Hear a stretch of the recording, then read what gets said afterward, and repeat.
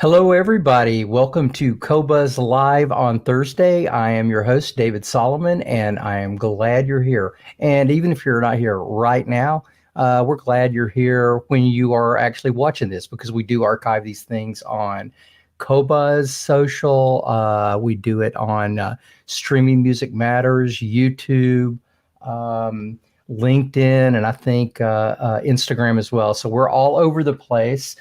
Glad you could join us. We've got a really, really cool show today. We've got some old friends of mine from Music Direct and Mofi Distribution Company. It's really going to have a good time with these guys, because just like Qobuz, these guys are just absolutely true music lovers from the most basic sense of the word. These guys are all about the music. They do sell a whole lot of gear, but they also sell a lot of vinyl, and we've got a lot of vinyl users with Qobuz that are using them in conjunction. I was just listening to my VPI a little while ago, one of Bill Schnee's albums, The Smiths, and man, it sure is fun playing vinyl when you've got the time and when you're in that particular space and you just feel like, firing up an album.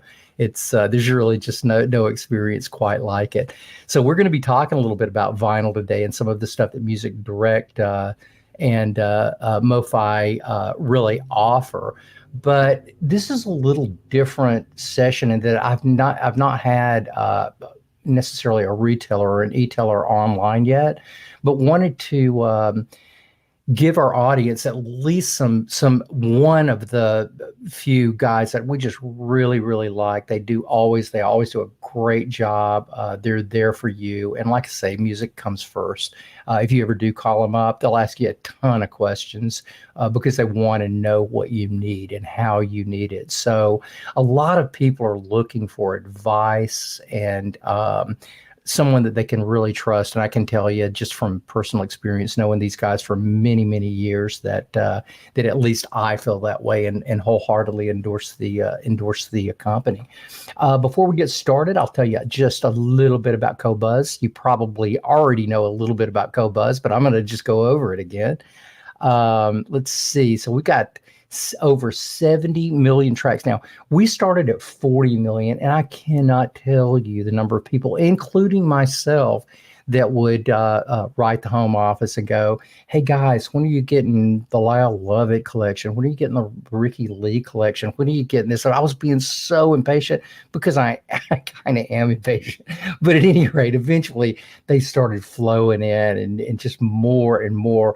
One of my very, very favorite, not one of my favorite, my very favorite classical album ever, the Atlanta Symphony with Robert Shaw conducting, the Firebird Suite. These guys were probably going to fire me because I was asking about this so much, but we finally ended up getting that one. It's really cool to have all of these tunes, and we're about to sign up the last couple of small independents very soon now. So within the next couple of weeks, there should be absolutely zero holes. I am now getting so few people writing or calling, going, "Hey Dave, why don't you have this?" And that just makes us feel really good. It's been very exciting to see Qobuz grow in the last 2.5 years the way it has, and all the folks in France, the people that are actually making the service happen, they've all been working really hard for us all. So at any rate, we've got a lot of albums now. Tons of them are in 24/192 or at least 24-bit. And I think the statistic now is about 70% of the albums that we're getting these days are all coming in high resolution. So yeah, hop on board. We've got so much more to offer too than just the music, because our tagline is we are the music lovers, and we are. And as a result, you'll see tons of editorial on Qobuz that's really very interesting stuff. But it's not just, stuff you find on Wikipedia. This is stuff that we write ourselves. The home team, Sujan Hong, does a whole lot of our writing, and she's got a few writers that write for us. But we've got a lot of editorial. So when you want to know about the musicians or the bands or what's behind them, tune into Qobuz and look around on the app, and you'll find so much information, and stuff is being added every single day. We're really not very expensive either. I remember when Spotify was $12.50 a month. We're $12.50 a month for 70 million cuts of full resolution. Um, we do we do bit perfect information, which if you are on Rune, which we just absolutely love Rune. Rune's got two services. We are the only purely bit perfect service that Rune has, and you can get into it for about $12.50 a month if you pay it annually. That's billed at $150 per year, or you could just do the $15 and do it per month. We've also got a Sublime. This is the $20.83 per month offer over there. And if you are a buyer of music, if you like to own your own stuff, this is absolutely the service you want to get into, because you end up getting like just crazy prices on downloads. So if you actually were to download, say, 2 to 3 albums per month, you've literally paid for the subscription. And I'll show you what I mean. Like if you were to buy this Neil Young album, if you're just a civilian, you just walk right in off the street. You don't have to belong to Qobuz to actually buy albums from us. So if you were just a civilian walking off the street, you could buy this Neil Young Harvest at $24,192 for $19.99. That's still a great price, no matter how you slice it, even if you're not a member. But if you're a Sublime member, a Studio Sublime member, you get that same album for $10.99. So you don't have to be like a math whiz to kind of figure out real quick that you can save a lot of money if you're a downloader. Another one is this Christian Mcbride, the Q Sessions. This was an exclusive to Qobuz that we did a few weeks ago. Dan, our managing director, actually got to sit in on these sessions, and he just came back for about a week. That's all he could talk about. Well, you can buy it just as a regular person for $9.99. It's an EP.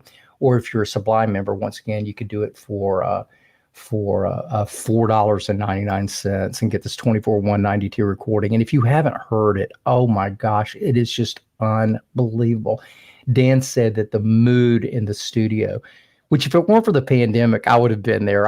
There's not a lot outside of the pandemic that could have actually kept me from this, but it did. So yeah, you can buy stuff really, really inexpensively from the website, and that's just qobuz.com. So without further ado, I would like to bring on our guest. The first young fellow I'm going to bring on here is somebody that I've known for, gosh, I guess the better part of 25, 30 years. It's Best Nievera. I call him Bestifer, but I don't. Nobody else calls you that, right? I'm the only one. No. That name is exclusively yours to share. How are you doing, Bess? I'm good. I have to say, while we are still in this moment in time, we are busy. I am busy. There hasn't been a moment where I wake up and start looking at social media, checking out things. But it's also allowed me to do more music listening now than ever before. So to your comment about Qobuz, gaining a lot of great new listeners and people who are interested in the packages that you offer, I'm definitely one of those believers. So I'm constantly evolving and looking at content, listening to music. It's bringing a lot more peace to me these days. So I'm pretty happy about that. Yeah, I think a lot of people are like that. You can see it just from obviously your staff. I mean, I know those guys are all music lovers, so I know their music listening experience has picked up a whole lot. But just based on nobody can keep streamers in stock, and our service is going completely nuts. I can tell a lot of people have been, I don't know, soothing their situation with music, which I guess is a really good thing. Thank God we've got this gift that we can all, participate in now at just a touch of a button, or in your case, a lift and drop of the tone arm. In many cases, when you're actually in that room too, huh? Yeah, absolutely. I mean, pre-pandemic, of course, when customers would be able to come into our showrooms and or our record area and be able to just survey music in a very unique way, and whether it's demonstrations with vinyl, which has been at the core of my job and career for well over 38 years, 25 of which just this past August at Music Direct. Wow, that just blows me away. It just doesn't seem like that, does it?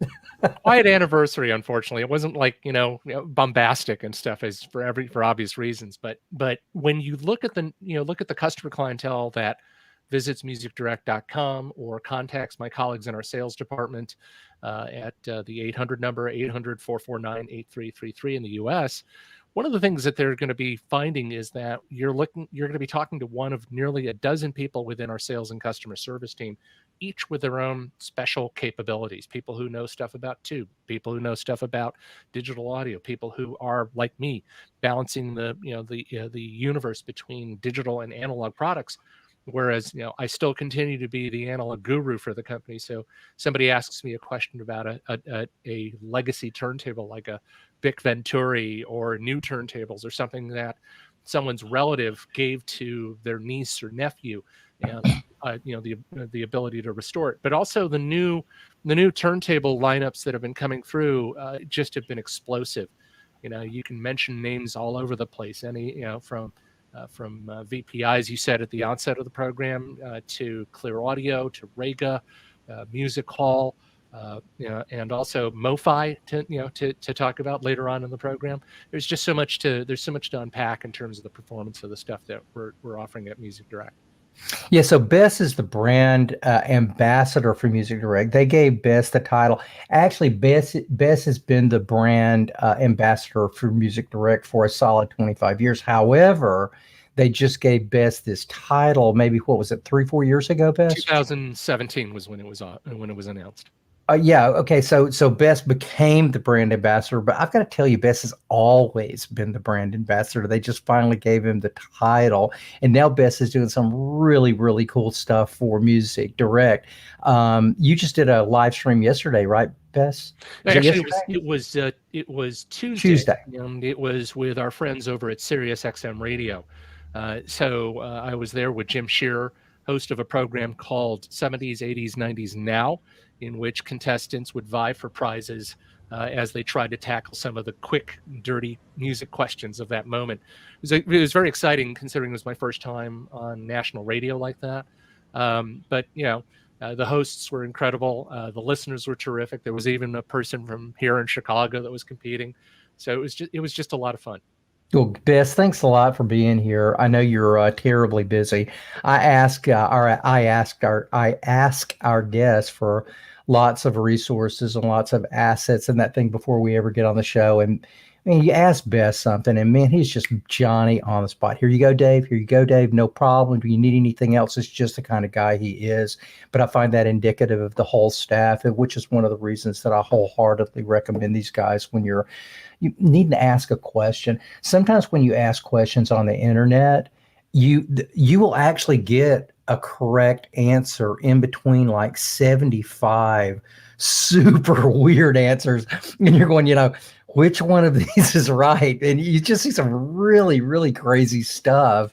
And I never answer anything, because even if I'm given a correct answer, it's going to be followed by just some incredibly weird stuff. So getting information off the internet is a real hit and miss kind of thing when you're dealing with groups of people, because a lot of times opinions come in and surface knowledge comes in.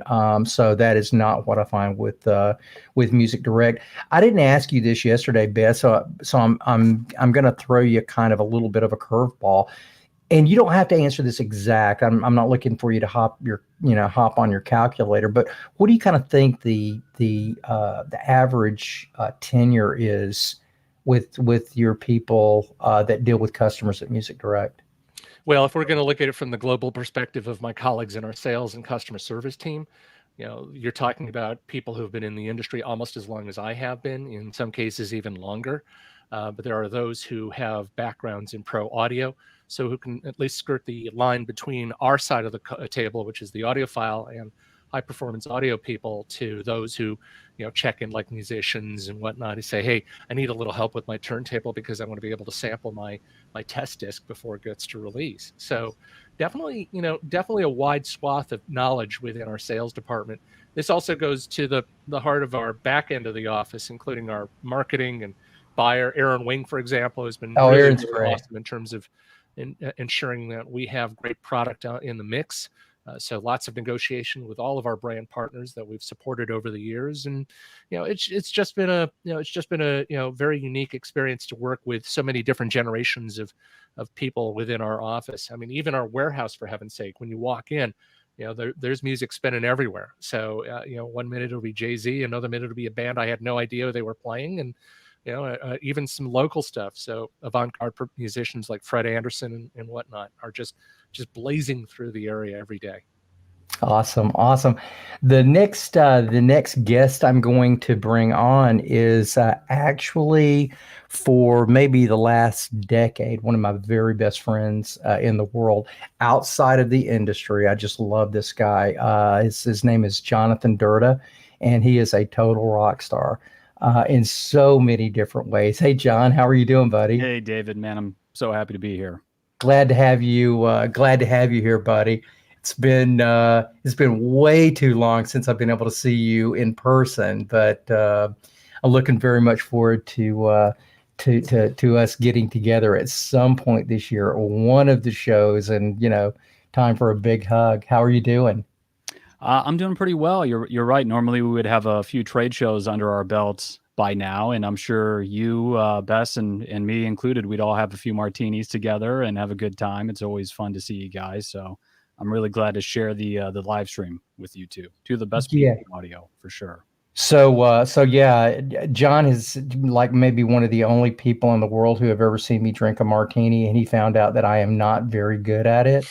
So I have kind of avoided that for about the last 7 or 8 years because I'm just not good at it. The guy that's great at drinking martinis is just below us. That would be best. So John is the director of sales for Mofi.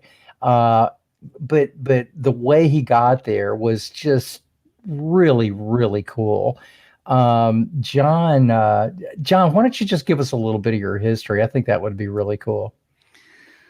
Well, my dad had a hi-fi shop that I was fortunate enough to start working in at around 8 years old, like properly working in, learning how to solder, carrying things out to people's cars, sweeping up the stock room, that sort of thing.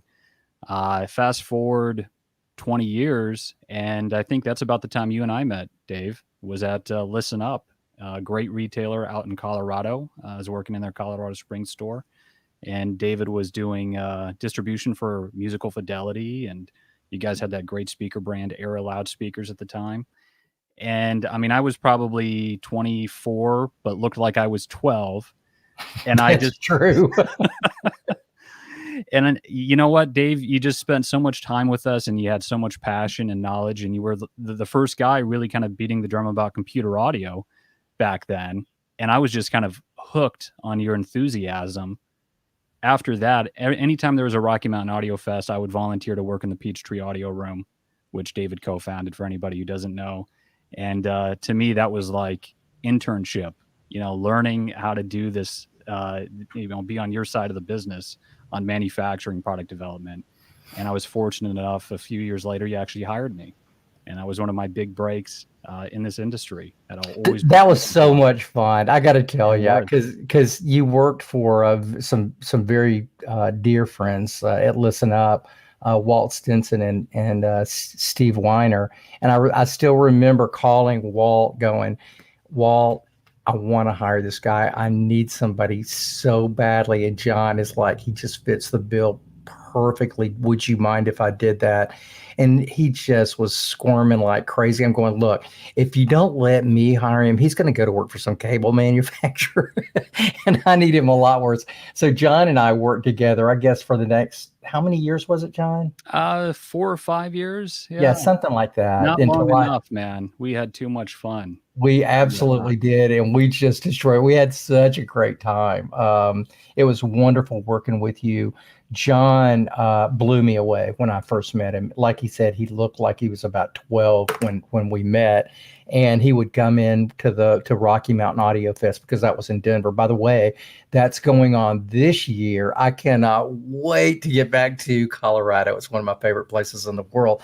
But John would come in and he would go, do you guys mind if I, take over the demos and work this thing? And we're going, hey, this is a sharp kid. Let's let him go for it. And so he did that for a couple of years, and I'm going, I don't want to work without him ever again. So, my partners and I had a meeting, and I'm going, I want to bring this guy in. Then that's when I called Walt and go, please, could you let me hire John? And he's going, yeah, man, go ahead and do it. What, we think you guys will be a great team. And so I've got a lot of appreciation for Listen Up and that whole organization for letting you go. But I know you would have been gone anyway, right? So now, John, tell us what you're responsible for at Music Direct right now, because you've really moved up. Music Direct was one of the very first accounts that you took me to when we were working together. And that's when I met Bess, and I realized that David, while he was the nicest person in audio, Bess became the nicest person in audio the day I met him. David became number 2. And we just totally hit it off with these guys, and Jim Davis, who owns the company, and Josh Bazar, who runs, he's VP over there. And so when it was time to leave Peachtree, I got a call from Josh one day, and he said that, hey, we want to start a new company under the Mofi banner. Are you interested? And to me, that was a real surreal moment. Because Mofi, I've got my first Mofi record back here, the Pink Floyd Dark Side of the Moon that my dad gave me when I was like 10 years old. So the chance to work with Mobile Fidelity was just kind of like one of those incredible opportunities. And we decided that we wanted to start, or they decided they wanted to start a electronics brand called Mofi Electronics. And so I came on board. A good friend of ours, Norbert, who was working at Samico at the time, you guys know, came on board. John Schaefer, who ran Wadia, so like a who's who of kind of high-end audio, all came together to collaborate on this project. And while we were building that up, we built up a distribution company. So we were importing brands like Wharfdale loudspeakers, Solid Steel racks, and I think when we started, we had 3 brands. Mofi Distribution now imports about 20 brands.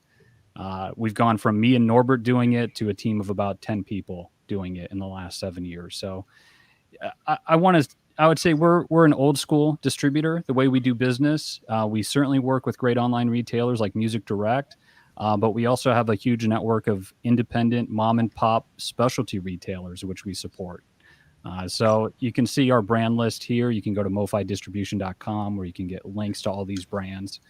And we're just having a lot of fun. I mean, what can I tell you? It's a 2-channel distribution company that also sells music, that sells Mofi music. Yeah, it's a great job. It's a dream. Yeah, you've done a really, really good job. Sorry, Neetha. I'd like to also call out somebody that's very special to our company. Neetha Viraporn is doing the production on this show. So if you ever see anything that looks a little bit weird, it's because I'm trying to do something at the same time Neetha is doing something. So I should just really stop, period, and let just Neetha run the show because she's really good at it. But Neetha is one of the members of our team. We just think the world of her. And Neetha, thank you very much for producing the show. Yeah, John, you've really done a great job with the distribution company. We're gonna hear a little bit more about that in just a little while, but at this particular moment, I want to bring in someone that I consider, every company needs a heart and soul. And when you have like more than one, oh my God, it just starts becoming crazy. Bess is definitely, I think, the heart and soul of Music Direct. There's no question about it. No question about it. But my friend Lenny Max, who I only met like 3 years ago, I think it was, right? Yeah, It was 3 years ago at a Capitol Audio Fest. at Capitol Audio Fest. And I walk in and I can't even remember. Oh yeah. It was Shane Tennis. He was doing his show. He was doing a room, and he's going, "Oh, Dave, can you come by and do a flash DJ or something for us?" And I'm going, "Sure, man. I'd love to." Shane is just a wonderful person. I really like him a lot, and he's like one of the hardest working men in show business. He's actually like a nuclear production manager or something. I mean, the guy is like crazy smart. But at any rate, I walk into his room, which was, what was the name of the company, Lenny? I was there with audience. I know you were, but what was the name of Shane's company? It's, He was Tenacious Sound. Tenacious Sound, right, which is a great name. So I walk in there to do, I think I'm some kind of magic guy with all these cool demos and stuff, and I'm going, okay, yeah, I'll show him that. Oh yeah, I'm gonna do this thing. I walk in, Lenny is doing demos, and I absolutely fall in love with this guy. First off, the demos were just like right up my alley. I mean, everything the guy put on was giving me goosebumps on my goosebumps.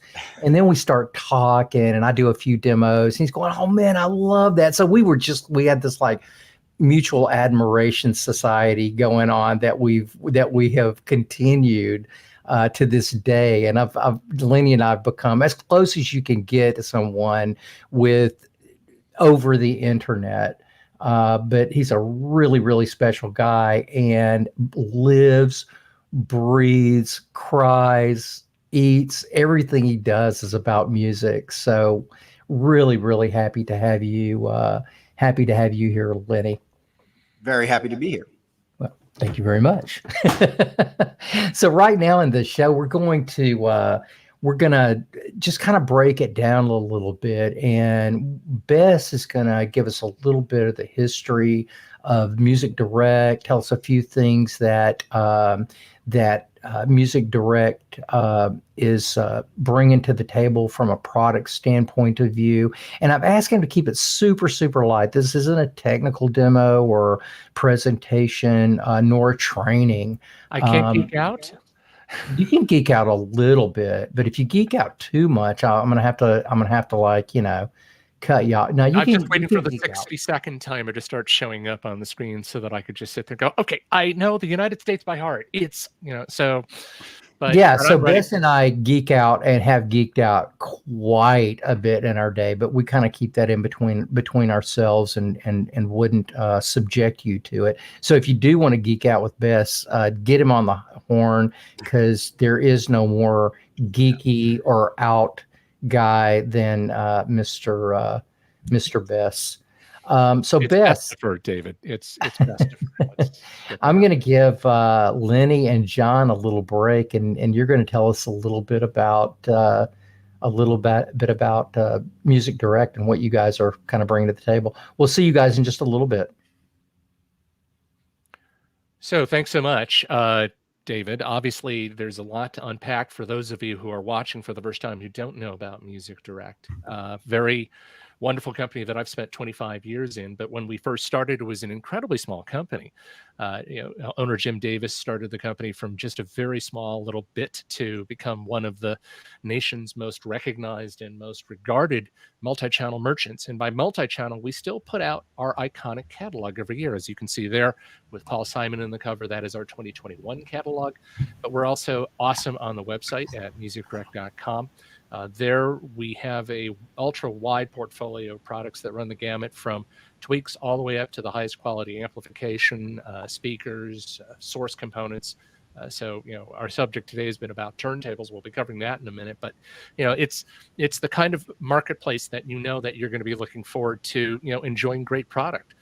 So certainly one of the things that we're proud of is how we have evolved Music Direct from a piece of paper to being able to have even 2 showrooms, 2 warehouses, a staff of nearly 60 employees throughout maybe half a dozen states. So, our presence as an organization in focus of music being the biggest catalyst of your life is what makes me enjoy Music Direct, but also my colleagues and, of course, you, our viewers who have either checked in with us or are interested in finding out more about us for the first time. So, again, we do ask you and encourage you to visit us over at musicdirect.com. If you're in the United States, you're certainly welcome to give us a call at 800-449-8333. One of the things that we talked about before the broadcast was the creation of our area when we moved our property to a location in the Bowmanville neighborhood. That's the north side of Chicago. We had an opportunity to build out 2 state-of-the-art listening rooms for our guests who would be coming into the Chicago area. So Neetha, hopefully you'll be able to find that slide. But basically, that room would become the place for not only just our customers to engage, but it would be the proving grounds for many of the products that you would see on our website and in our catalogs. And these are products that run the gamut of equipment that you see there from our friends at Balanced Audio Technologies, or Render, MyTech. In recent years, companies like JBL, Klipsch, and others have started to come into the brand partner world of Music Direct. And it's exciting to be able to report on those. So if you visit our website at musicdirect.com, any information about new products, new music, and other stuff can be found in one of 2 ways. You can click on the news section while you're there and read reports, including some reviews on stuff that we've done, as well as upcoming programs like the one you're watching today, and also the announcement of a new playlist that we put together in concert with our friends over at Qobuz, which we'll be happy to talk to you in a little bit as well. But also, when you're at our website at musicdirect.com, we encourage you to consider signing up for our Soundbites emailer. That's our weekly emailer showing you products, sales, new items in all categories, including the one that David is most fond of, a lot of streaming goods. So that certainly helps us along the way. Yeah, you know something, that's not necessarily my favorite category. I mean, it's like those are fantastic utilitarian devices. But if I had to pick like one, if I had to go like, what's my very, very favorite category?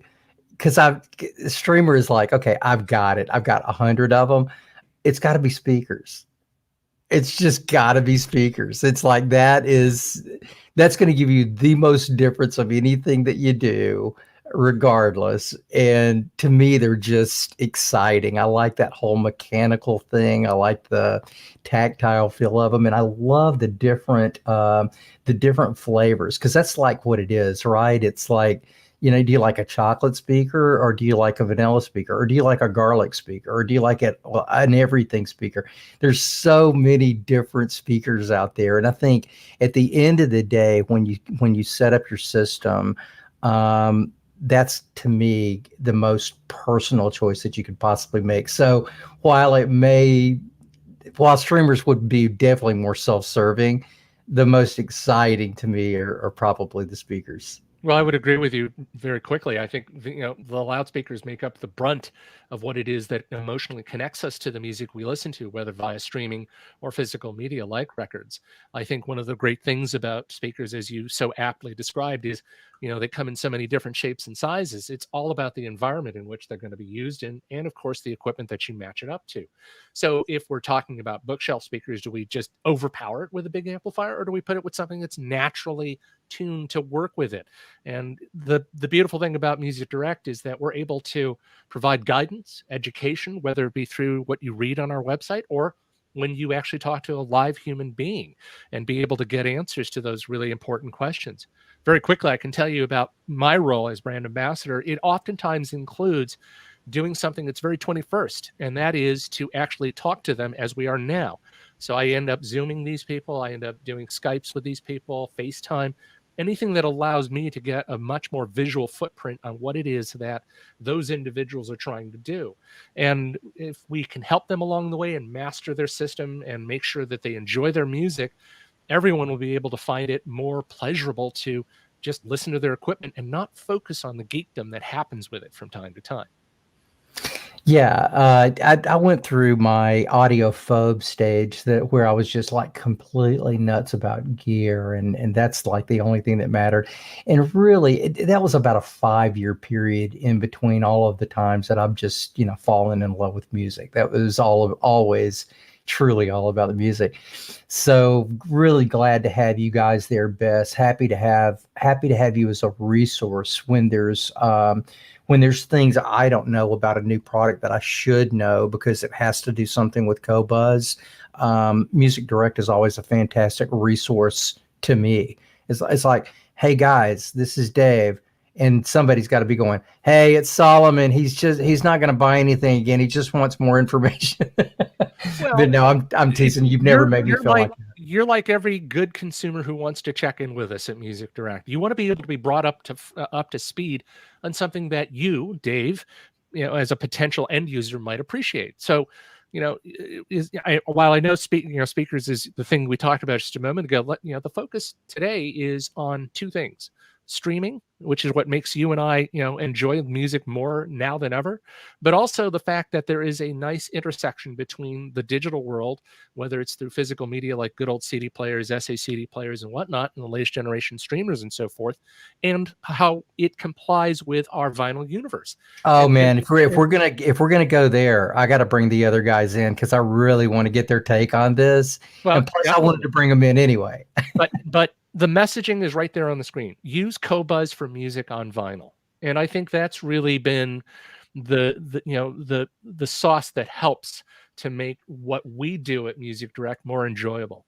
I have been speaking to customers from around the country, and especially here in my backyard here in Chicago, who say, "Hey, I was just looking on Qobuz for this title by Roy Hargrove. Is it available on vinyl? Is there a rock title that's going on vinyl?" Strange as it may seem, one of my colleagues walked in the warehouse, went up to me and said, "What have you been listening to?" And I'm like, "Well, tell me this first. Is Gojira available on vinyl?" And they just flipped out because they're like, "You don't listen to metal, do you?" And I'm going, yeah, I do, because I got to keep an open mind. So that's what really gives me the ability to look at that. It's a great curator of content, but it also serves as a bookmark, as a kind of like playlist to say, okay, I heard this track. Let's go head over to Music Direct and go buy the vinyl copy of it. And that's really, I think that's really the fun, the fun and game about it. And I love the fact that Qobuz is a very easy interface. It makes streaming information content perfect. But more importantly, it's just fun to use as a device on almost all of our products that we support through Qobuz and its streaming service. So I echo this totally. Lenny and I were just having this conversation a couple of days ago. Lenny, I mean, I think you're going to say about the same thing, but I mean, is it a good idea to know what you're buying before you buy it? I know in the old days we didn't have that choice, right? Correct. Yeah. Well, we kind of did. There used to be 45s, little singles. So if I thought I heard something on the radio, I'd go buy that single. And if it really struck me, I'd listen to the B-side. If that struck me, I'd go buy the record. Well, the same thing's kind of happening, I believe, with how I use Qobuz is I use it almost like a digital vetting system. I'll go and search for music, French music, German music, anything I can find. And I'll find these wild cuts and I'll listen to it. Then I'll listen to more and say, okay, I want to buy that record or I don't want to buy that record. But what's great about it, if I find the one or two tracks I like, I just add them to my playlist. So I never lose that single idea. And I love it. I download it, stream it, listen to it. I enjoy it. And then if I really fall in love with it, I download the whole record, or then I go buy the actual vinyl copy. Because to me, they're not competitors.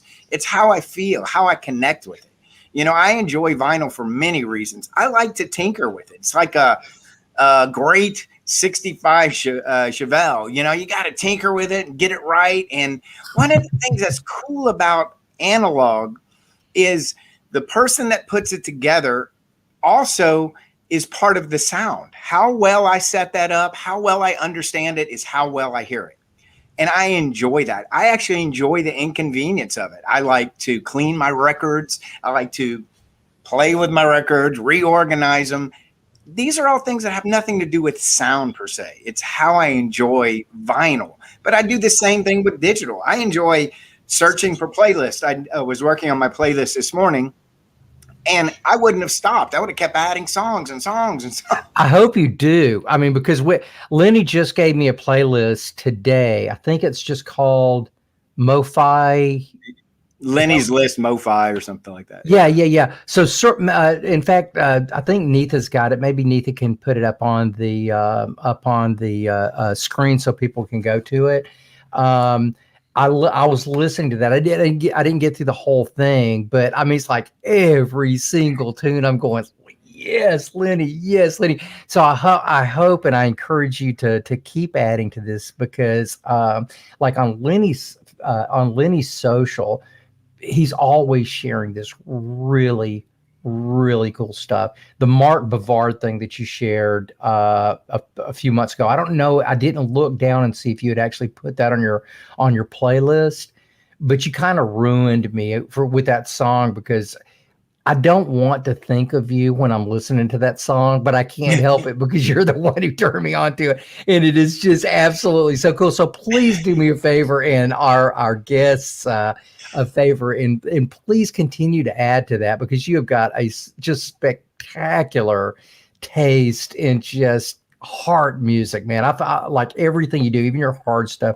To me, it's like from the heart, and it's like your playlist is going to be one of my favorites. So I'm really, really happy to find. How long have I been after you to put that playlist together?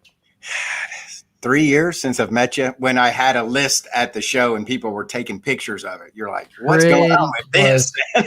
Pretty close. I'm going, Lenny, tell you what, man, why don't you do this? Oh yeah, okay, I'll get around to it. But he never did. So finally it is up there now, as well as the music direct playlist that Bess just put up. They're both fantastic.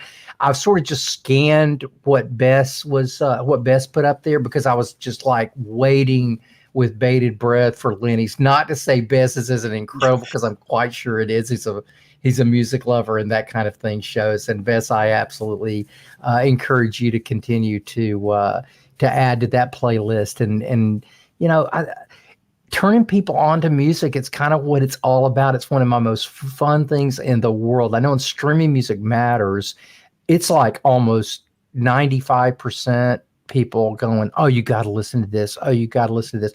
There's nothing like getting together with a community of real music lovers. And here's what you don't get in a community like that. You don't get people bickering. You don't get people talking about, you know, I love or hate one of the political candidates. We don't do any of that stuff. We go, this is about music. This is all about music. I will be listening to something at 12 o'clock at night and go, man, I got to share this. And it's a little embarrassing, because my boss, Dan, knows when I'm up at 2:30 in the morning, because when something just grabs me, I can't keep it to myself. It's just too easy to share. It's too much fun to share. So please keep up with those playlists. And another guy that blew me away every single time with his playlist was JD, John Durda. He came on the scene when he was like 12, or he didn't look 12. He was, I don't know, what were you, like 22 or something? Something like that. Who can remember? So, and it's like every cut John played, it was like, dude, you are like, you're touching my heart. And it's like, I love when people love and take the time to pick out great music and share it with people. That's an art. It really is. And it's from the heart typically, because a lot of the playlists that you see just are not. They're just, you know, kind of demo material. I still remember the time John and I were in San Francisco, and I think we were driving up Mount Tamalpais. Yeah. Tamalpais. We were driving up Mount Tamalpais, and John's going, put on some music. And I don't know what possessed me to do it, but I put on Stevie Ray Vaughan, Couldn't Stand the Weather, Tin Pan Alley. And John looks at me and he goes, dude, take that off. And I'm going, come on, man, we're driving up this thing. He's got that lead break. He's going, man, it's demo material. And I'm going, Yeah, okay, you're right. We took it off immediately. We put on some Tower of Power, and then we continued our trip. Which was but way it was more so funny appropriate having for, John like San call me Francisco. out on that. It's like, Yeah. dude, that's demo material. Like, how could you do that? And it's not. Hilarious. It's obviously a great album, so we don't want to diss on Stevie Ray Vaughan or anything. But yeah, at the time, man, it was just so burned out on Texas Flood. You could not go to a show and not hear that. There was a period of time, and this one really, thank God, was before streaming happened, because it's starting to kind of lessen these days. But you couldn't go to a show and not hear like 5 or 6 same cuts, like every single room that you went into.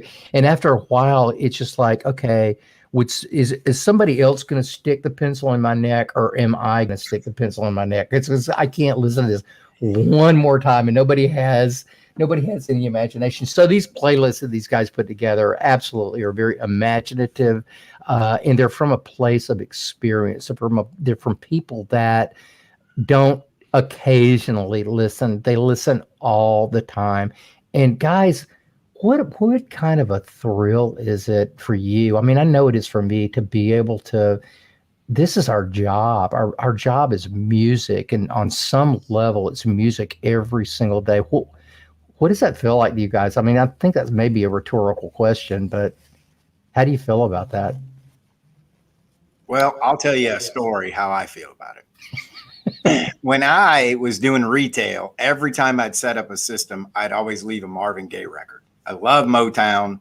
I did a whole system for Berry Gordy at one time. So I had all these Motown records, and I'd give about a year later, I get a email with this picture of this baby with the prettiest little blue eyes. And it said, "Thank you for the Marvin Gaye.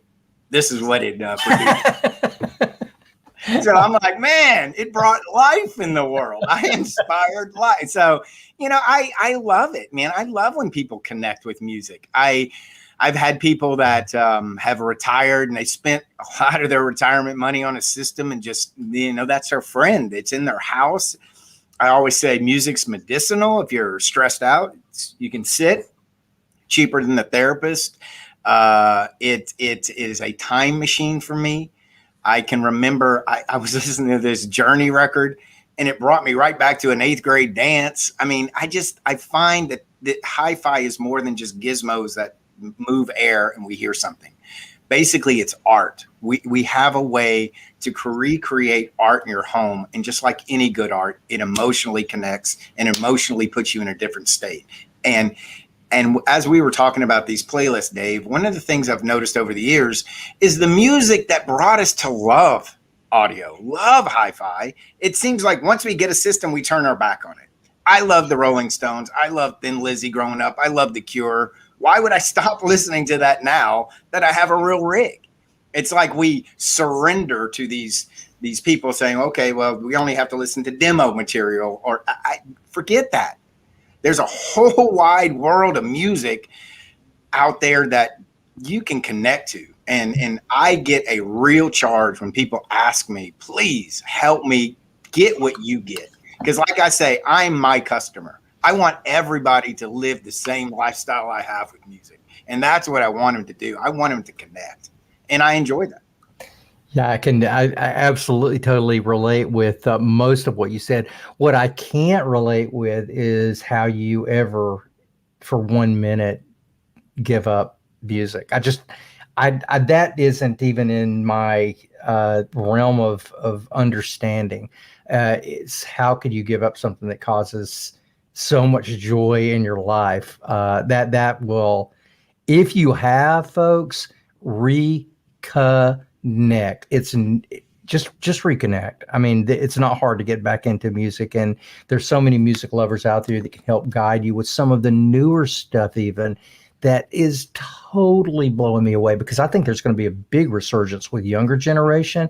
And what makes me think that are these artists like Billie Eilish that are, out there on video going, look, if you want to hear my music and you want to hear it right, get big speakers. Get big amplifiers. It's like we skipped a whole generation with MP3. Maybe that's what made people stop listening to music, because it's not nearly as engaging as full or high resolution. And I think from a psychological standpoint, from some sort of intrinsic knowledge that we have of what music is supposed to sound like, if you have to get pinned into MP3 for too long, I could kind of see how it would become acoustic wallpaper as opposed to something that just touches your heart. Yeah. Music in the background, not music in the foreground. Yeah. I think we pushed it to the background. That is really what happened. Really, folks, for like the last 20 years. That's about when I'm pretty sure. Yeah, I think it's about 2001 when Steve Jobs came on an announcement and said, "We're going to give you 1,000 songs on this player, 1,000 songs." And heck, we were all looking at it going, "Hey, I'm in. I'd like to buy 1,000 CDs." Carrying in my car was really, really hard to do back then. So it was such a great sales job. The guy was just incredible. But it's really technology that sort of met the times. We don't have those limitations anymore, and there's no real reason for MP3 ever again in your life, which is why I think Spotify is going to at least full bit. God bless them. I'm glad. They got millions and millions and millions of listeners that'll always probably be Spotify listeners. So, why not give them the better experience? God Absolutely. bless them. I completely agree with you guys. Yeah. I mean, my involvement in the industry, I think the golden age was really focused around like when Dark Side of the Moon came out, or when Supertramp was recording. These were sonic, or Steely Dan for that matter. These were sonic spectaculars, right? Fidelity was important to the artists. They had huge dynamics. They had layers to the music. They were using analog, right? And so there was a reference to that material. And I think, Dave, around the time the iPod came out, mid 90s, early 2000s, everything became sonically very flat. It was compressed. It was all artificial. The music didn't really benefit from having a great system. In fact, a great system made that music sound worse, right? Because it was so revealing. And artists like Billie Eilish and other contemporary young artists have kind of flipped the script on what to expect. I mean, you're right. You can't listen to Bad Guy on a boombox and really get what that song's about. You put it on a big pair of like line source Piegas with big subwoofers. It's like, oh my God, there's way more here than I ever knew possible. And so it always starts with the music. If the music can inspire people to get bigger, better hi-fi systems, that's good for everybody. And I think that trend has finally reversed course. I would agree with that. Downfall of the 90s. I would agree with that from the front lines of retail at Music Direct. I think one of the experiences that we're seeing with our customers and music fans in general, besides the fact that they're buying records in droves, and I do mean in droves, there is a day where we're seeing our warehouse just constantly watching people pack up their records carefully, getting them out the door and making sure they get to our people. But I also think, circling back to Lenny and to John's statement, for me, music is one of the things that, as you said, David, earlier, it's my medicine of choice right now. I think it has a feeling that doesn't go away, especially if you want to play that song over and over again as your motivator, or if it's a fresh piece of music that involves you, that moves you to tears and whatnot, whether it be at that late hour or as you do then. I can circle back to my days. This would be the early 1980s. This is the evolution of the Walkman. So I was working for a retailer in the Chicagoland area, and we were one of the first retailers in the country to start selling the Sony Walkman. And then there would be other manufacturers that would try to match into that. But in those days, my ideal situation was making a playlist, making my very first play tape. Oh yeah, mixtape. You're traveling on the bus or the train.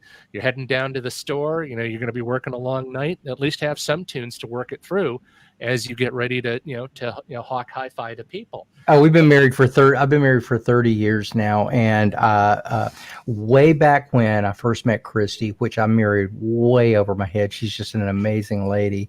I made her a playlist, and she would listen to it all the time because at that point she was in Nashville and I was in Atlanta, right?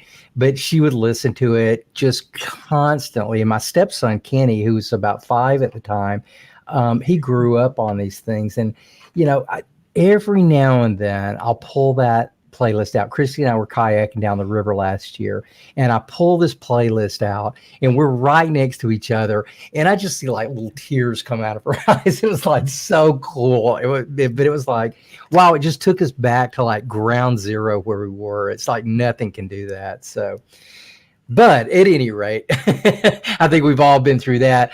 We're going to take a little bit of a different take on our music desk this show, and usually Sujan Hong, who we just absolutely love. Sujan knows like everything about music. She has said, yeah, no problem, Dave. Why don't you do what you want to do? I want the guys from Music Direct to do our music desk. So John and Bess and Lenny, I'm going to leave for a minute. They're going to tell you all about, I think it's 6 albums that are going to be released tomorrow, and they'll tell you a little bit about those albums.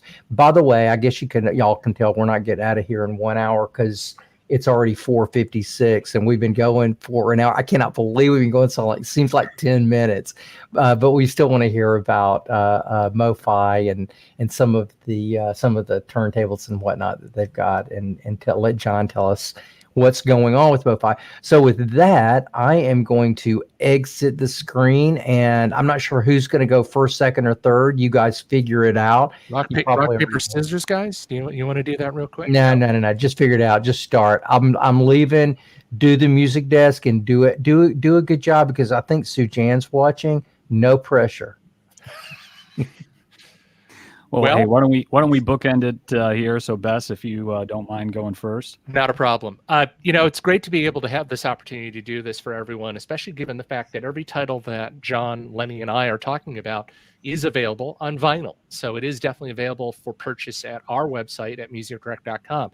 But since the subject is also about Qobuz, we wanted to tell you about some of the releases that we've been focusing on and what's been really turning us on. So right now, for me personally, it's a little bit of the old electronica dance. There's a little story there that says, I was at a business meeting with Jim Davis, the owner, and one of the salespeople there said, "So what do you and Jim both listen to?" We both looked at each other. Jim being taller, I had to look up, and then we looked at the individual who was asking that question. We said, "EDM," and it was really exciting to be able to say that with a straight face. So in my case, the latest release from Don Richard is called Second Line. It's an exciting mix of storytelling and the new revolution in soul music as I see it today. Certainly worth the time to listen to. My favorite track right now at the moment is Bus of Fame. So I certainly encourage you guys to take a look at that.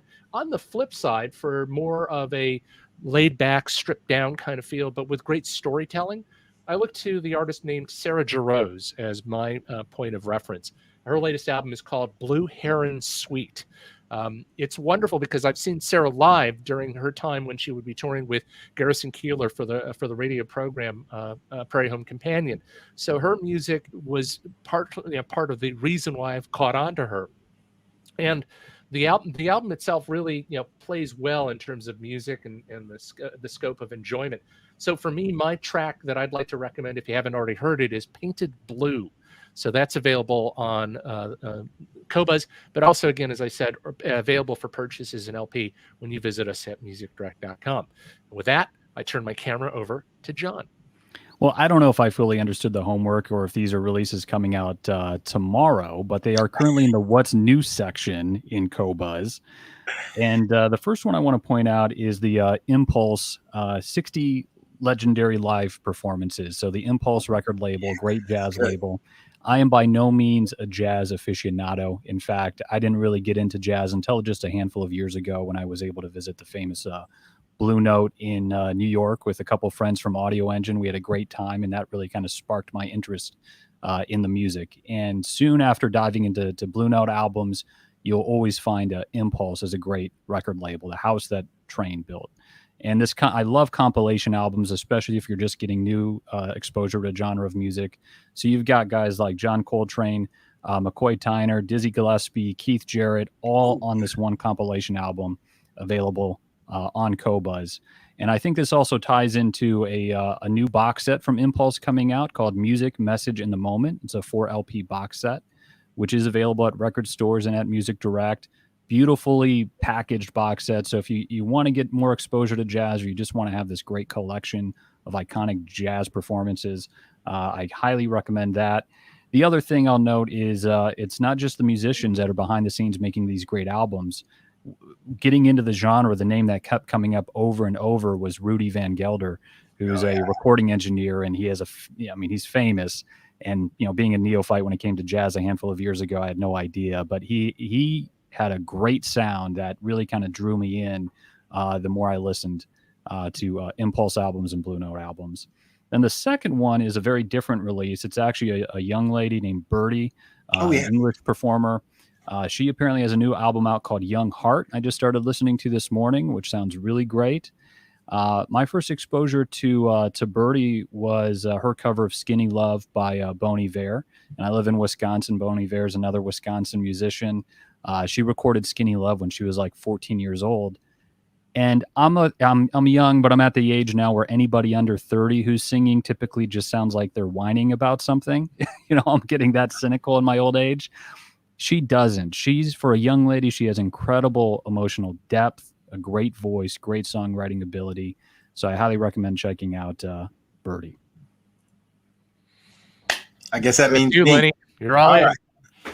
Well, mine is going to tie a lot of stuff together. I have Clutch, which is a straight-ahead rock and roll band from Germantown, Maryland. They're really fronted by their drummer named Jean-Paul Gaster. He has an electric way of playing because he's really tying in a lot of that DC sound, which was that 80s punk, Rollins, Bad Brains, The Adolescents. And he then drives with a dual Les Paul team that sounds like the Allman Brothers Angry. This band is fire. But what's great about them is their second line. As Bess was talking about, second line is a type of syncopated drumming invented in New Orleans, really famous by a guy named Johnny Vadavadovich.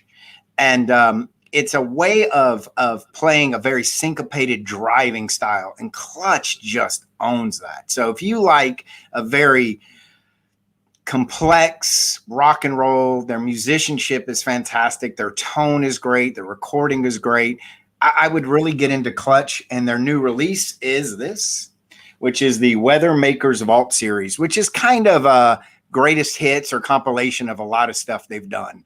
What I would recommend is the cover Evil, which is a great cover that was done originally by great blues artists. Then you have Electric Worry, which is just a phenomenal cut. My next record is Crosby, Stills, Nash & Young, Deja Vu. This is something that's been around for a while, but I'll tell you a little bit of history about it and why it's different. This was the second record after the original Crosby, Stills, and Nash. They needed a keyboard player. They tried to get Stevie Winwood. Stevie Winwood really wasn't available. He was going to go to Blind Faith. So they asked Neil Young to play keyboard, but he's really a guitar player. So then it made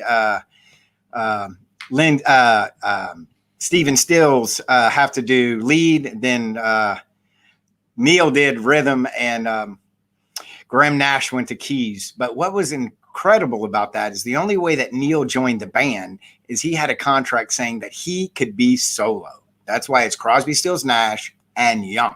So he was allowed to put out his own music. And the reason is he did not get along with Stephen Stills back with Buffalo Springfield.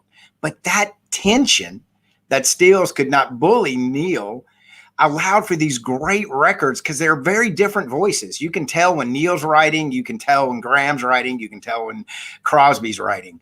And that tension of that record is phenomenal. And it is as fresh today as it was then. And it's political, it's folk, it's straight ahead rock and roll. I can't recommend it enough. Even if you have it in collection, the new remaster is really fantastic. Thank you, guys, and I can't agree with you more on the Crosby, Stills, Nash & Young. So I've got a great story about that. My very first job out of high school, I got to, for 6 months, I got to be the drum tech for the Commodores. And so it was like the Jackson Brown song, we've got all this stuff on the bus that we can listen to, radio, cassettes, all of this stuff, right? So I had Mike, I was by myself on the bus. I don't even remember why right now, but I had on this album, right? And Lionel Richie walks on the bus and he's going, and he didn't know me. I was the drum tech at the time and hadn't been there very long. He just walks on the bus and he sees some kid. I look like John when I was that age. I was like, I look like I was probably 10 years old. And he looks at me, he's going, man, that is sweet. It was like I can't remember. It's like one of the parts with just that sweet harmony happening, right? And he's going, man, that is so cool. I go, you want to borrow the tape? And he's going, would you mind? And I'm going, no, man, are you kidding me? I mean, I didn't know really what to say to the guy, right? I give him the tape. He's going, oh, man, what's your name? I told him, we met. Then he walks off the bus. About a week later, he comes back on the bus and he goes, David, yeah, man, here's your tape. He's, man, that is some great stuff. I could not believe it that he wasn't familiar with it, but it was like, what a great thing. But that is absolutely, is there anybody in this panel, at least, that wouldn't be like a desert album, a desert island album? For me, that is absolutely, no questions asked, one of my all-time favorites. It could be released today, Dave. Oh, it could. It would be different political structures, but it could be, it's fresh. It's nothing stale about it. There's so much stuff these days as a sound engineer. There is nothing that I would love more than all of our favorites that were recorded in the 70s and 80s and 90s. That was like some of the worst recordings that you could imagine. Could be recorded with today's technology. Because today there's nothing that has ever had the dynamic range, the bandwidth that people are making recordings today. Yeah, everything has just gotten so much better, just the recording process in general. And I'm talking the DAWs these days, the digital audio workstations that people record on. Just they're mind-boggling. And so today you could get into a system for a few $1,000s to where if you were talking about the same kind of components, say 25, 30 years ago, you'd be looking at, literally hundreds of thousands of dollars to be able to do that. So I really, really like that. You can, like an artist like Billie Eilish can come out these days, who had recorded her first album in a bedroom. And it comes out and you're going, man, I wish Phineas could have recorded Led Zeppelin. It would have been a whole lot better experience than it is now. I mean, the music's great, right? It's always the music first, but man, wouldn't it be nice if you had 30 cycle John Bonham, kick drum and the bottom end of that kick drum going. It's just, I would love to have that, but hey, from now on, about 70% of everything now that's coming out is coming out in high resolution. But it's really neat the way that the recording process has improved so drastically. Because I don't know about you guys, when digital first started, it was unlistenable. Most of it was unlistenable. There were those, rare, wonderful moments like Night Fly from Donald Fagen and that kind of thing, but mostly it was like, oh, wow, these guys really don't know what they're doing with this format. Yeah, I agree with that totally. I found it was brittle. Even though it had big bandwidth, it sounded compressed. I don't know why. Yeah, well, it's because of the gear, right? I mean, it was really in its infancy. Digital is just now really like within the last 5 years. The engineers are learning what to do. And unless you were like, a Bill Schnee or a Cookie Marenko or someone of that ilk that was just an unbelievable recording artist, no matter what format that they were recording in, they were like the exception. They were certainly not the rule, right? But now it's like, gosh, it's all of these bands that are coming out that you're going, oh my God, how did they get that kind of sound? because you just couldn't do that. You couldn't do that before. So at any rate, we were planning on doing this a little bit earlier on, but I want to let John Durda tell us a little bit about Mofi, the inner workings of Mofi, some of the gear that they've got. I think we got like 2 or 3 turntables. Bess and John, I think, are going to share this. And so, John, tell us a little bit about Mofi and what you guys have got. What are you excited about? What do you like that you're doing right now? Well, I mean, right now, I think like everybody else, it's just a matter of trying to get product for customers. I mean, the supply chain has been kind of impacted from everything going on. And so there's the demands at an all-time high for music, for turntables, for speakers, everything that we do. And it's definitely a blessing to be in this position. Everything could be a heck of a lot worse than it is right now. So no complaints whatsoever. You know, there's going to be a ton of new products. I think all of us saw 2020. There was a continuation of current products. There wasn't a whole lot of new product introduction. So I would anticipate later this year, we're going to see a whole lot of new products. I know, at least from all of the Mofi distribution brands. You know, I think per our conversation yesterday, we wanted to talk about how vinyl ties in with digital, how Qobuz complements buying vinyl. And Lenny, I think, touched on that extremely well. I do the same thing. You know, I'll take a pair of in-ear monitors to the record shop, listen while I'm flipping through the bins. Oh, that's interesting. An album cover catches your eye. Now, with Mofi, it's a little bit different. What we do, for people not familiar with Mobile Fidelity Sound Lab, the company started in about 1977 as a new division from Mobile Fidelity Records, which was founded by a young guy named Brad Miller. And Brad literally would go around California recording trains, and those were his first albums, were the sounds of trains. And when stereo first came out, this was like a sonic spectacular, what Brad would do, having panning of trains left to right, recording things coming out of the distance towards the listener. I mean, it was like the equivalent of 4K high-res, video games now. That's what people were experiencing back then. But in 1977, they started the remastering label. And that's when the phrase original master recordings first appeared. So anytime you see a record with that stripe across the top that says original master recordings, that's a Mobile Fidelity release. And the goal of Mobile Fidelity is to work with the rights holders and the artists to get the original master tape, so the closest source to the original performance, and effectively transfer that into a format that an everyday person could play, because most of us don't have Studer tape decks in our house, so we're not going to be able to play the master tape even if we had it. But our goal is to give you that master tape sound with the least amount of loss possible, and that's where Mobile Fidelity Records started. So John, for those that are not familiar with Mofi or Mofi Records, if you were to buy, say, a normal copy of a record or a Mofi record, what's the price difference? What are you looking at? What kind of an investment are you looking at with a Mobile Fidelity record, as say, compared to something that you would just get off Amazon? Sure. So a Mofi record is certainly a premium product. They average at around $50 for most releases, and then we also have our top of the line series called Ultra Disc One Step, which we could talk about a little bit, and those retail for about $125 as a box set.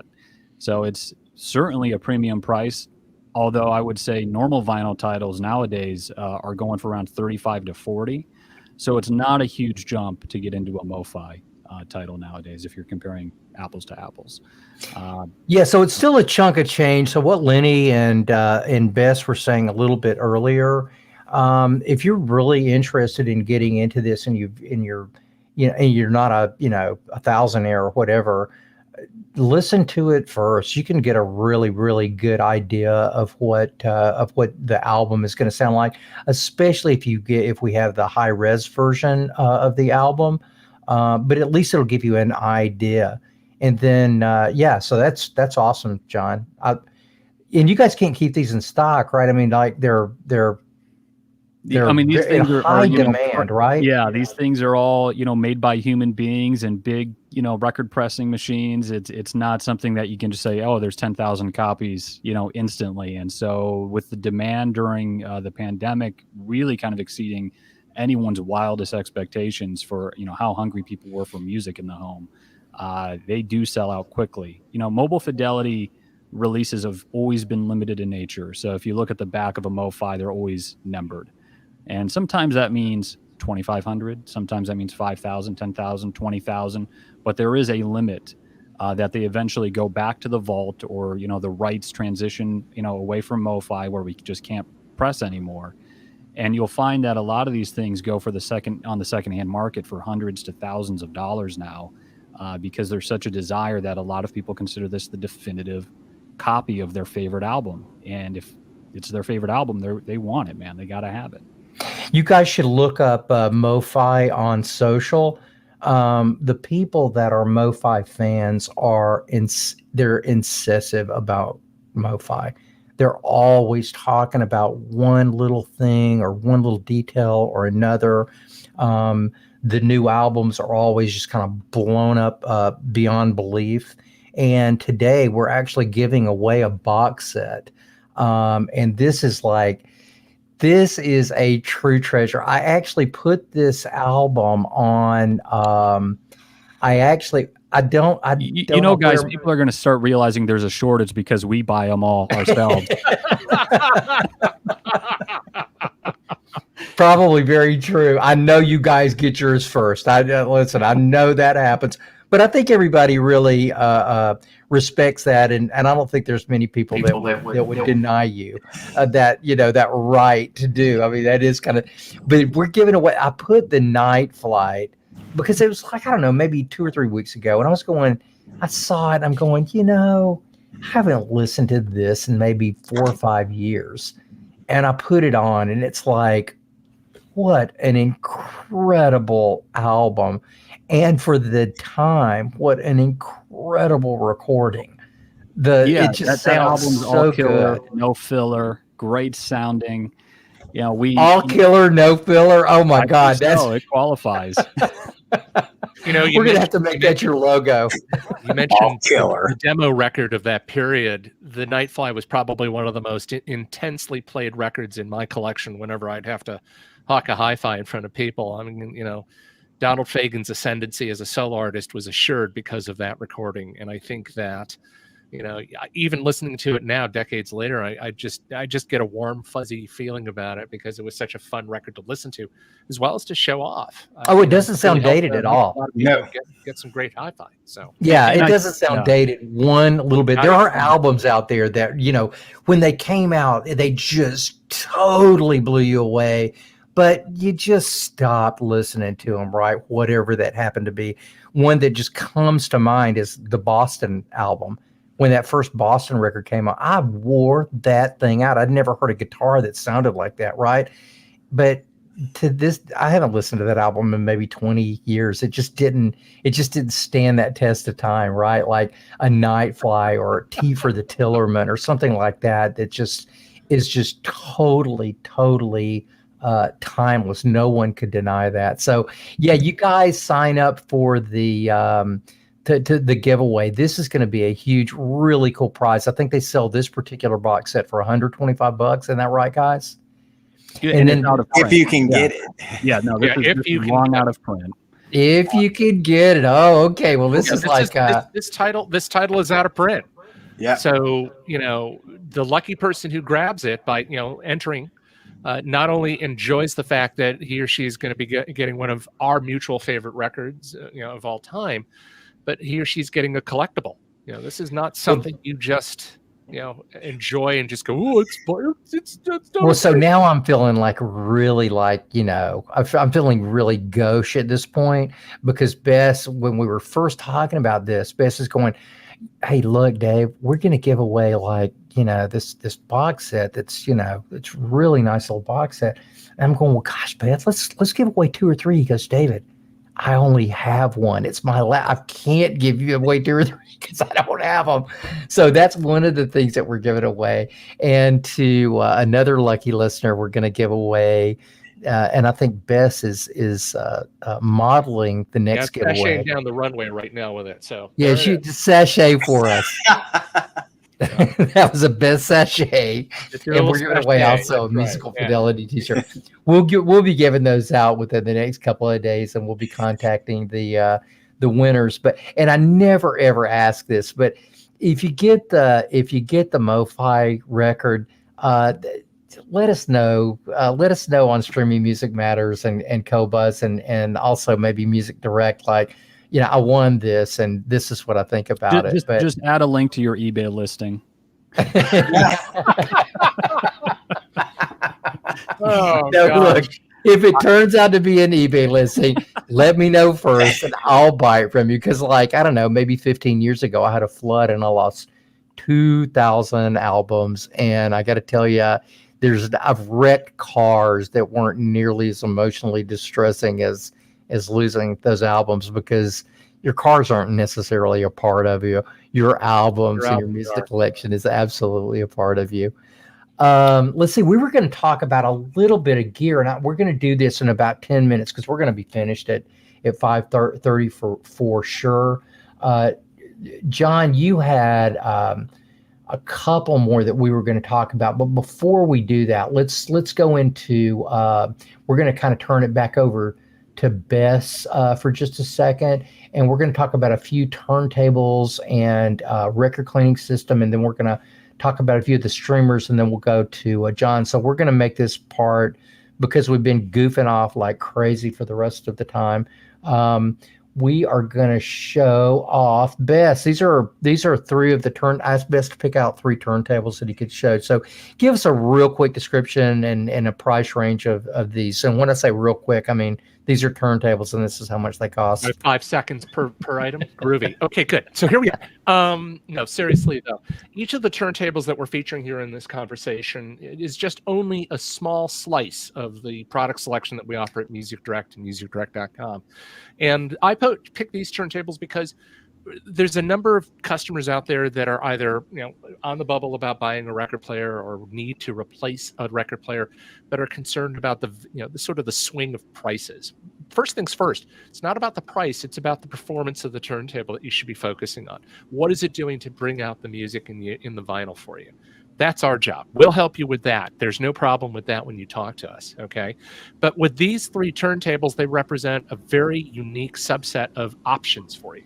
So, for example, the turntable on the far left there, on the top corner there, that's from Music Hall, Roy Hall's company. It's a very basic turntable under $300, or $300 to $400. But what sets this turntable apart is it has a feature that not many of the other turntables have at the moment, and that is a built-in phono stage. So if you were going to hook it up to a pair of Sonos speakers, if you're going to run it through, anything that has an auxiliary input and needs something to play records with, that's the toy to go after.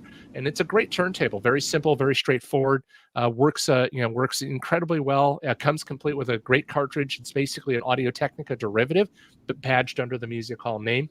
It is also ridiculously easy to set up. So you really okay. So this is a great point, Bess, because a lot of people are trying to get into turntables just because maybe it's cool or they want to stick their toe in the water.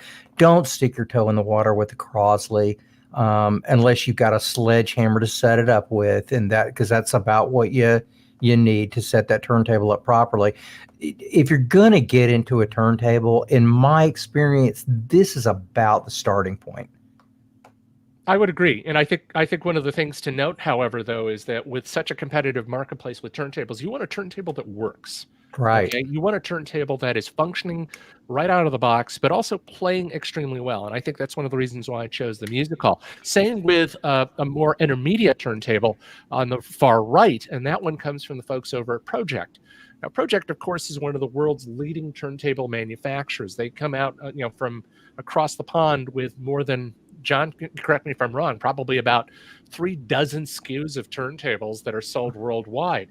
And through their U.S. representation, these turntables have come out of the gate with a number of great designs. The most well-known of which is directly competitive to the Music Hall, is the Debut series of turntables. Once again, very entry-level, but very simple to deal with. But what if you wanted something with a little bit more gravitas in music? What if you wanted something that really lays out the musical vibe? Well, that's where the X2 comes in. Now this time you're paying more for more high quality materials, a thicker plinth, a different platter, in this case an acrylic platter. And notice the tone arm, if you can see it there, it's a carbon fiber arm tube design. Okay? Wow, how much is that? That's very awesome. lightweight, but it also has excellent low resonances. So for the geeks out there, that means it tracks well, it plays well, it doesn't make noise when you're listening to music. Now, this turntable falls in that sort of intermediate area, but again, intermediate being you might have to have a little knowledge on setting it up. You might want to have a little tool like a stylus force gauge or other stuff. But in the end, that's a really killer turntable to look at in a modest price point. Our frontline turntable, however, is the Mofi Ultra Deck, and this is a turntable that, for that kind of money, you're going into the braver area of high tech. But it also happens to be a table that, despite the extra tech that's on board, it's also one of the most musically sounding turntables that you can get for the price. So imagine a few things. And John, you can jump in, or Lenny, you can jump in at any time. But basically, we're talking about a higher quality tone arm. Really, really nice gimbal design. It's also a 10-inch tone arm as opposed to a conventional 9-inch tone arm. So you get more music out of the grooves. It's really, really picked up very, very well. The motor located on the back, fully isolated, doesn't make any noise towards the turntable. Notice that the belt goes directly around the 1.5-1.75-inch Delrin platter. So the chemistry right there of quiet and musical. You're pulling up all that information out of the grooves. So whether it's a classic Rolling Stones album or the latest records that we talked about, Billie Eilish and the cutting edge artists that are coming out in vinyl, even John's desire to listen to jazz, something that I didn't know that he didn't even know about with the Impulse Records box set. Shame on you. I figured you were more of a jazz man than I thought. Gosh, and I learned from you guys. But I also know that in the development of this turntable, it was one of the more impressive success stories. You want to launch an electronics line. For me, it was, I'm really dying to hear this turntable. Can I give you my input? And when I heard the units, and came back and said, you have a winner on your hands. I hope we sell a ton of them. And it Great input, Bess. It turned out to be that. So tell me, you were talking sort of vaguely about prices, but we're talking about 300 back left. What's the project? In the case of the X2, it's 1,500 MSRP. And that's the project. Of the Ultra Deck, John, you can tell me. Well, so the most popular Mofi turntable is called the Ultra Deck Plus M, which we include our best moving magnet Mofi cartridge on it, and that package is $24.99. Right. So as you can see, so here are there's a wide swath, but the messaging here is the increased investment gets you a better turntable to really, really play the great music that you listen to. Yeah. So look, if you're in starter mode, just know that you don't be in starter mode for $150 because you're going to be in record regrooving mode, and they're just too expensive to do that. So at least start off with something, at least of this quality. And then, hey, look, if you really get into it, or if you really think this is your thing, go ahead and step up. But this is only really part of the hobby. Lenny was talking a little bit earlier about the ritual of vinyl. I dig the ritual of vinyl. I mean, my whole thing is always almost the same. Even if I don't take the record up here and smell it close, you open up a record and there's this smell about the record that's just beautiful. It's just a wonderful, and then you got to do something though with your record before you ever put it on. You got to keep your records clean, folks, because you don't want grit and dirt to be sealed into your album with a diamond stylus that's running over this thing with incredible force compared to what it is. So this is the record cleaner that Bess picked out. This is the thing that I need. My disc washer just isn't quite doing it anymore. Dave, talk to me. Even mentioning the word disc washer, I have to look at you straight in the face and go, I've actually got the Mofi cleaner, but still, it's nothing like this. So let's unpack this. First things first, if you look on the right-hand side of the screen, there's a series of fluids that are available through Mofi that are designed to work in one of several ways. So one of them, if you are not a record cleaning guy or gal with a machine, you can always rely on the one cleaning solution. It's an all-in-one solution that's basically there to help you remove the grime and grit off of your records. It dries pretty quickly and gets the job done. However, if you've graduated to buying a record cleaning machine, such as a VPI, Nitty Gritty, or other well-known legacy branded record cleaning machines, you'll find that the Super Record Wash and the Super Deep Cleaner are just a handful of fluids that are being offered that do the job of high quality preservation of records. Now, that's the more traditional way of looking at things, okay? The machine that David is drooling over, although I don't see it on the screen right now, is the absolutely awesome Degritter. Interesting backstory. This was one of those kind of things that you saw on a website and like contribute and will, to our fund to produce these machines. We'll show you prototypes and all the other fun stuff. So out of Indiegogo comes this product. And it's a bunch of Estonians, young guys and gals to be precise, who created this ultrasonic record cleaning machine that's so automated that your records will be done anywhere between 3 to 7 minutes. And it doesn't take an army of people to do that. So you can use a good bottle of distilled water. In fact, I actually suggest, if you feel like being really adventurous, to get your hands on Mofi's Pure Record Wash, which is a highly, highly qualified form of purified water that goes through a considerable cleaning, sort of sterilization and all that other fun stuff associated with distilled water, but at a much more macro and micro level.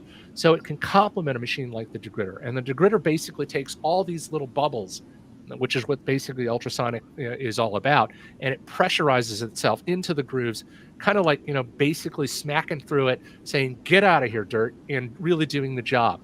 High quality drying time, very straightforward, and in an unusual twist, it's also, how shall I put it? It has firmware updates available for it as well. So if Degritter sees something in the field that says, hey, this guy found out there was a problem with his machine because of a certain programming feature that we infused in it, firmware updates are available. You just throw an SD card in there, bam, everything gets done, and it's a beautiful piece of machinery. Now, at $3,000, some people might wince at that price, but let me put it to you this way. If you're like John, and if you're certainly like Lenny in the background there, or if you're like me with this fictitious background, no. You will find that this machine will be the ultimate investment in record care. And I just encourage you to look at that when it comes to really large record collections. But for the smaller, mid-sized, or the growing, emerging record buying kind of public, those who buy a used copy of Dark Side of the Moon or try to steal the one that's on John's wall behind him, you will find that a product like the Super Deep Cleaner will definitely cover the job quite well when you're using it with a record cleaning machine, or even something as simple as Mofi's One as well. Thanks for the dissertation on the machines. I'm guessing you guys have got probably 2 or 3 that you guys talk about. So if you're interested in that kind of thing, call these experts up. They don't only sell this stuff, they use it, they know what it does, so they'll be able to really tell you a little more about it. Bess, you guys also sell a lot. You guys also do a lot of other stuff, not just vinyl, but you guys are actually quite big into streamers as well. Well, it's interesting because in the past several years, music direct has seen a very, very increased demand for digital product. And that's probably because of the fact that with all the streaming services that are out there, especially Qobuz, focusing on native high resolution audio playback, they want a DAC or a streamer or a device that can reproduce that information without all the hassles associated with extra onboard wiring and so on and so forth. So these 3 players really cover the gamut of what's going on, but one more so than others. So for example, in the case of the Cambridge Audio Evo, this is a brand new product from our friends out there in England, in which they've produced a all-in-one solution. So this is an integrated amplifier that features Hypex Core digital amplifier technology, but also supports their platform for high-performance audio streaming. So whether they are playing certain services and products like Qobuz and whatnot, or preserving their music that they've saved on their hard drives and whatnot, the Evo does a really wonderful job. It comes in 2 flavors, one amplifier with about 75 watts per channel in performance that sells for about $2,250, or their big boy, the 150, which sells for $3,000 retail. Each of these players are remarkable. They're pure in music sound. Of course, Cambridge Audio supports the Great British Sound. So depending upon your speaker setup or other configurations that you have to do, you'll find that the Cambridge is going to meet a lot of demands in a certain way. Another product that we would be talking about is just been announced this week over at the good folks over at Blue Sound. They've taken their award-winning, their super popular selling Node product and putting more touches into it, including a higher quality drive system, processing system, even HDMI for people who want to be able to enjoy good quality audio streaming through their devices that live off of HDMI. And strangely, they've just returned it to calling it the Node. But is that right? No kidding. At the same price of $549, this unit is the player to look at for that kind of budget. So it didn't go up. We were all looking forward to the announcement. So it's still $549. It's still $549. Yeah, that's a great price. So that's pretty pretty hilarious. But again, fans of Blue Sound, get ready for a really wonderful awakening with this device. Another thing to note is this particular player. This is about $1,500. This is a pure streamer, but it uses an architecture that the folks over at Bel Canto really rely on. And of the three devices, this is the one that has the likely distinction of being the most natural in performance. Now, I say this very cautiously because everybody who's an audiophile will sit there and go, well, my player's better, or this one does a really good job. That's fine. You have your thoughts, and I welcome that. But I also have to say, having listened to this Bel Canto extensively during the current lockdown and other times, it's been a pleasure to work with. Their app is extremely wonderful. It mates well to the Roon architecture because it's a Roon-ready product for those who know Roon. But in the end, it's the kind of player at that price, which is about $1,500 retail, does the job as a pure streaming device. So just a couple examples. We have. Hey man, great. That's a great rundown. I had asked Bess to keep these down because I was thinking there's no way we're keeping this to an hour, which of course we haven't. But I said, look, just pick out three that you feel really good about it. And he did. He did the same thing with turntables. And I'd asked John, and I guess we'll probably finish up with this. So we're rounding the corner to the end of the show, believe it or not. For me, guys, it's just been a total blast, and this time has just absolutely flown by. So thanks for being with us. So I guess, John, we're going to just hop in here really quick and talk a little bit about, you wanted me to pull up one of the turntables that you guys are doing that you're pretty proud of. Can you tell us a little bit about this one? Yeah, I think Bess touched on the Mofi Turntable a little bit. We started this company about 7 years ago from the ground up. We actually created our own factory in Ann Arbor, Michigan, where we build these things from scratch in the USA. And we have turntable models starting at around $1,000 and going up to about $2,500 with a lot more options to come. We also build our own Phono preamplifiers that start around $300. We have cartridges from Mofi starting at around $200. So Mofi Electronics has just kind of taken off like a shot. If you go back a slide there, I don't know if Neitha or David's driving. Go one more, I think. Nope, sorry. Go back to the Qobuz there. So the next one. So besides Mofi Electronics, we also import about 20 other brands. Qobuz being one of the most iconic cartridge manufacturers in the world. We are extremely proud and honored to represent Qobuz in North America. And they have these beautiful bespoke moving coil cartridges starting at around $3,000 going up to $15,000. So we're talking about like ultimate top tier, top of the mountain kind of stuff here, but worth it. So Qobuz is kind of an end game. Now, Lenny, I don't know if you want to chime in here because I know you're like the most passionate Dr. Fikert turntable owner I've ever met. Like before we hired Lenny, he had to get a Fikert turntable in his system. Fikert is a turntable that what I like about it first is the aesthetic. It doesn't look like a spaceship. It doesn't look like a mousetrap with four platters moving around. But don't let that fool you. It's extremely advanced table. If you designed, first of all, by a double PhD in both chemistry and physics, and he uses both of those to his advantage. The platter is a machined Delrin, which has the same impedance as vinyl. So to the Needle, it's like 3 inches of a vinyl. So forget 200 gram. It's a huge vinyl substrate that needle sits on. But it also has these brass ingots that act as a flywheel to keep speed stability. One of the things that Dr. Fikert does really well is a lot of your turntables that are belt driven usually use a low torque motor. That's why on some of these big ones, you actually have to start it by pushing the bladder. Christian Fikert doesn't do that. These are very high tech and high torque Hurst motors from Germany. Excuse me, they're the what are they, John? Pabst. Yeah, Pabst motors from Germany. And what he does is he writes his own software called a PLL, pulse lock loop, to keep the speed. So one's a master, one is a slave. This is a Blackbird. So he has 2 motors right in line that keep the balance and force of the platter perfect. Now he has this big inverted bearing, almost looks like a C battery. It's just beautiful. But even there, he has this tiny spiral groove that helps to constantly lubricate. And here is my favorite part.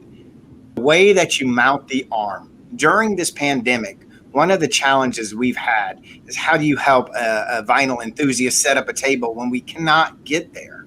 Well, this table, to Fikert's honor, this is a brilliant design. What we have is a slider that you can move with a graduated, basically a ruler on the side that's in millimeters. But that's not that really crucial, because what happens is if you use an arm like this with the bearing in line with the spindle, it comes with a built-in protractor. So what you would do is just mount that cartridge right in the middle of that head shell where it's got great rigidity. And then you slowly would move that arm back till you have perfect overhang, lock it down. It is so easy to set in the field over the phone. You can get a guy going. And that's because Fikert's geometry. He makes a protractor probably 90% of the industry uses. So his mathematics is almost constantly used on almost everyone's table. So this one is built in. It is so sophisticated, but looks so elegant and beautiful. I just can't get enough of it because it does what it's supposed to do. And how much is the table, Lenny? They have a lot of different options. We have with we can use a Schick tone arm out of Germany, which is a gimbal tone arm. We also have some tone arms from Kuzma, which are we have the 4-point, which is a hybrid gimbal, and so sort of between what and what? Yeah, they start at around $3,000.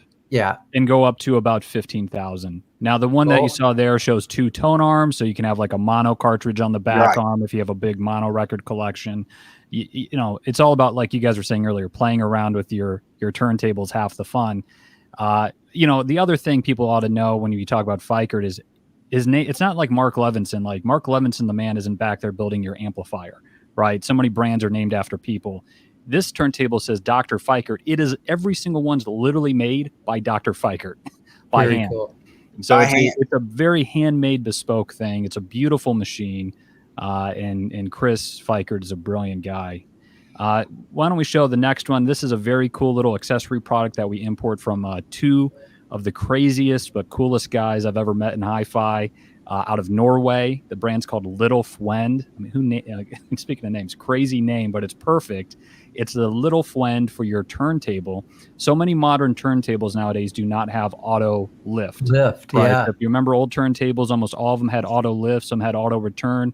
I don't know how many times I've fallen asleep with, a half-empty old-fashioned in my hand, listening to vinyl, and then you just hear that tick in the run-out groove. It's like, oh my God, my Koetsu stylus. Like, can't believe I fell asleep. Little Fwend's going to save your cartridge from that.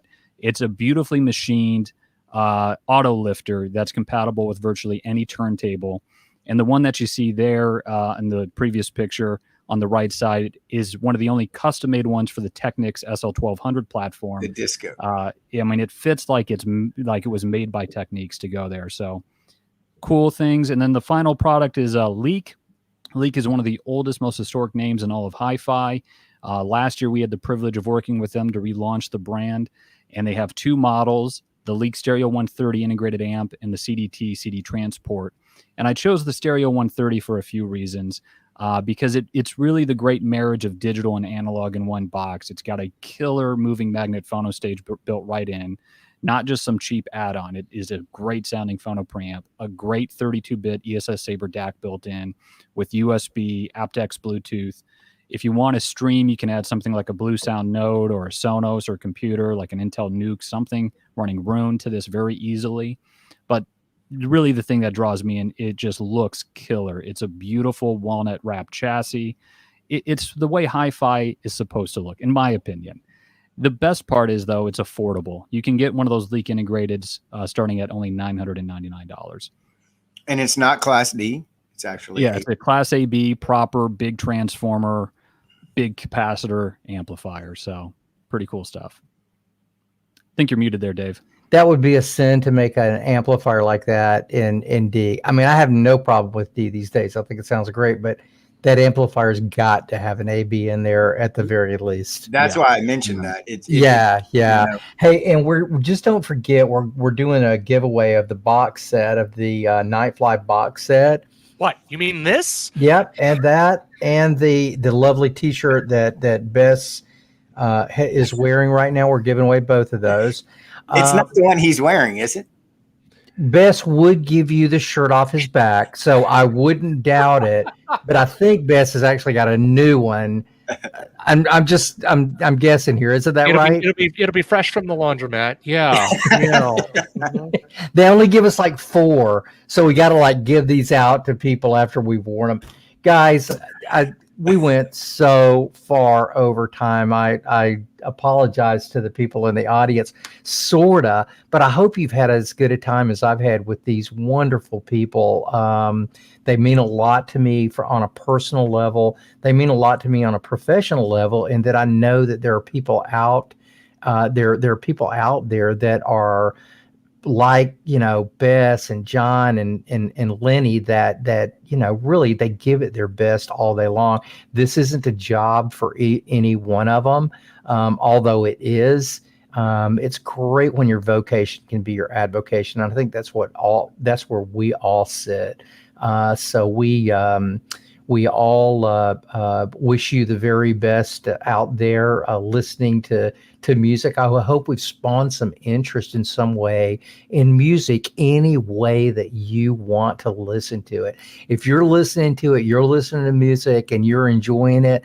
I don't care if it's in a car, if it's on a hi-fi, if it's on from a turntable, from a streaming service, or if you're like any one of us that could walk into a grocery store at any given time and the right music comes on, and you're getting cold chills and goosebumps from a 70 volt grocery store system. Just listen to music. It will enhance your life. And we're living in a time right now that music has never been more available on a high level or a high quality standpoint. So Bess, sir, John, Lenny, really, really appreciate all you guys being here, and I'm wishing you all the very best as we wait out the pandemic.